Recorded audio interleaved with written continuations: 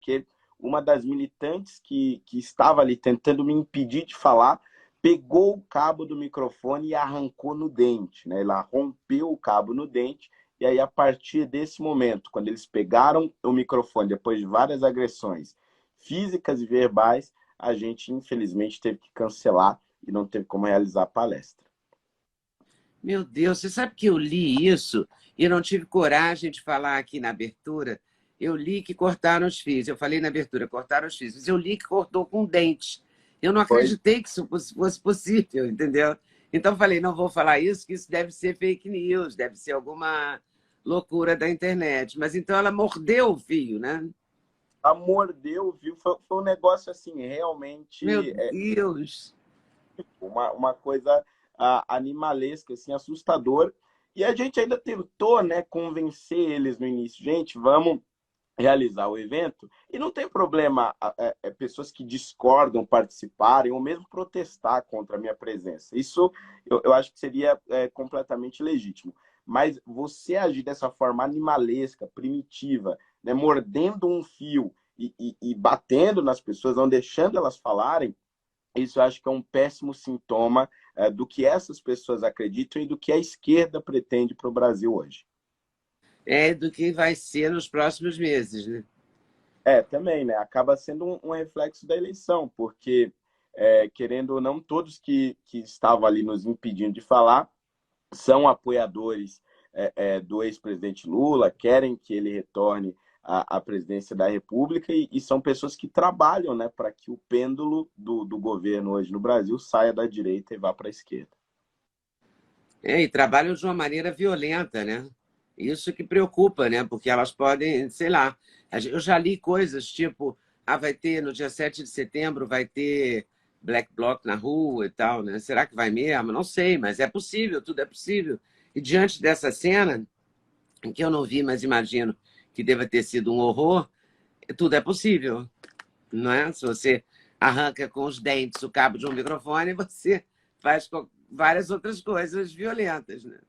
Eu até dei algumas entrevistas, né, logo depois que aconteceu, e alguns jornalistas até me perguntaram, mas você já passou por algo semelhante antes?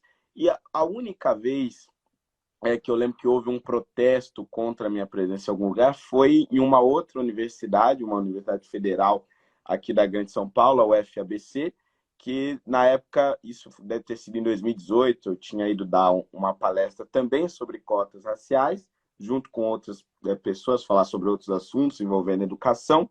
E ali naquela ocasião, veio também a trupe da esquerda, né, para tentar me impedir de falar, e principalmente com aquela coisa, com aquela ideia de que, por eu ser negro, eu não posso falar contra as cotas raciais, ou por eu ser negro e ser contra as cotas raciais, eu sou um traidor da negritude, toda essa coisa. Só que naquela ocasião, eu realizei a palestra e teve protestos enquanto eu estava realizando. E na hora das perguntas, também várias perguntas ácidas, ásperas, etc. Mas o evento aconteceu, né? De não deixarem eu falar, acho que foi a primeira vez. E são essas mesmas pessoas que vivem dizendo que não se pode calar pessoas negras, que o racismo é estrutural e que, enfim, o negro tem que sempre ter o direito de fala. Mas não foi isso que aconteceu dessa vez. É que o direito de fala tem que ser o direito de fala que eles querem, Pois é. que eles concordam, né? Não pode ser outro direito de fala. O direito de fala não pode ser diferente da minha opinião, tem que ser igual ao que eu penso. O raciocínio é esse, né? Exatamente. E isso é muito triste, porque a gente vive, teoricamente, numa democracia e quer continuar vivendo, com certeza, numa democracia, né?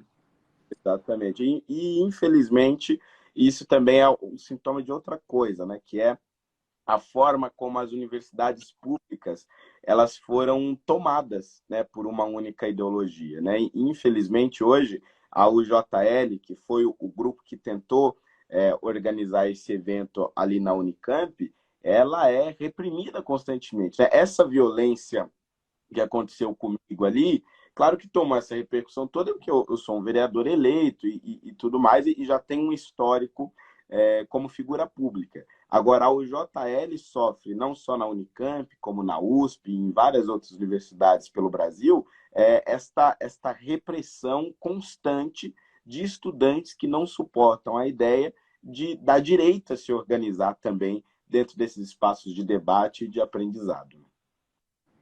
É isso, esse aprendizado de que existe outro lado, que existe uma direita e que ela pensa. Ontem mesmo saiu uma pesquisa, não sei se no Globo, na Folha, ou hoje, que a direita é majoritariamente maior que o pensamento de esquerda no Brasil. Então, essa direita que estava calada, né, assim, debaixo do tapete, ou que se envergonha e não bota a cara a tapa, começou a colocar a cara a tapa e a esquerda não aceita mesmo, né? Exatamente. Eu acho que no Brasil a gente passou durante muito tempo, muitas décadas, principalmente depois do fim do regime militar, com a classe política e com as pessoas de uma forma geral, um certo receio de se denominarem de direita, né? Porque, mas quem é de direita defende ditadura, etc, etc. E aí, nos últimos anos, isso foi mudando, né?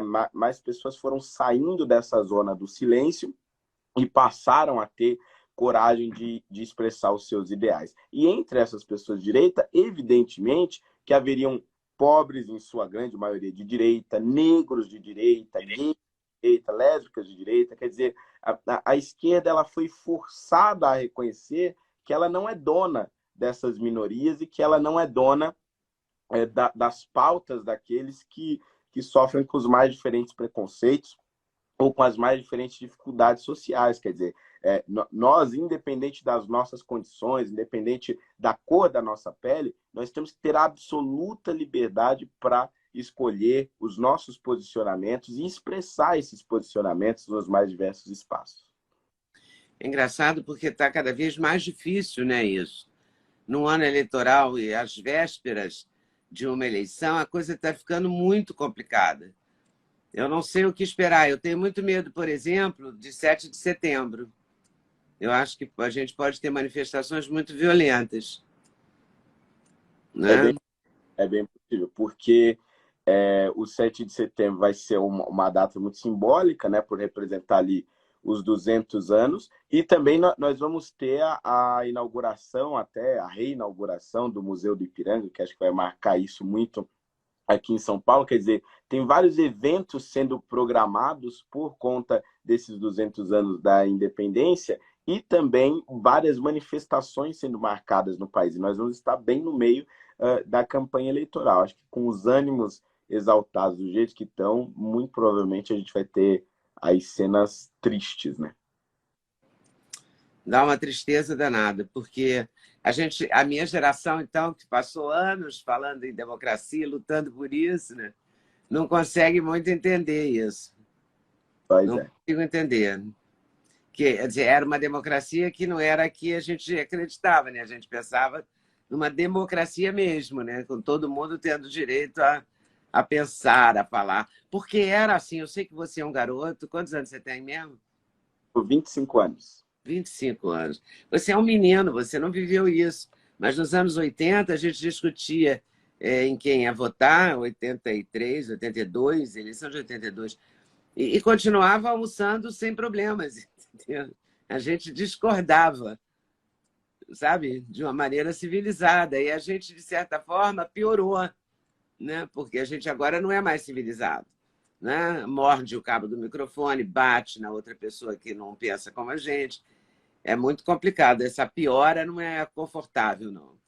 Mas eu acho que isso também, Leila, tem muito a ver com o avanço das redes sociais, né?